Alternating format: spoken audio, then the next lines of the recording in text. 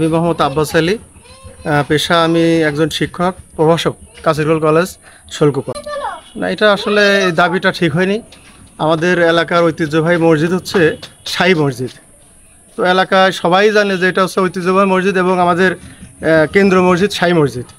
সেই হিসাবে যারা এটা করছে, আমরা গতকালকে তাদের সাথে কথা বলছি যে এই চিন্তা চেতনা এবং আপনারা যেটা ভাবছেন এটা ঠিক না। যদি এলাকাতে কেন্দ্র মসজিদ ঘোষণা দিতে হয় তাহলে শাহী মসজিদকে করা হোক, কারণ শাহী মসজিদে জায়গা আছে এবং এটা প্রায় 700 বছরের ঐতিহ্যবাহী মসজিদ। তো সেই হিসাবে এটার দাবিদার হচ্ছে শাহী মসজিদ এবং এলাকাবাসীরও দাবি হচ্ছে শাহী মসজিদ কেন্দ্র মসজিদ হোক।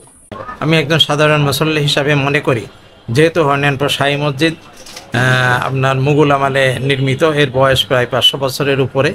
তো এটাকে যদি কেন্দ্রীয় মসজিদ হিসাবে ঘোষণা করতে হয় তাহলে সেই ঘোষণাটা হরিনাথপুর শাহী মসজিদেরই করা উচিত, এটা বাজার মসজিদের না।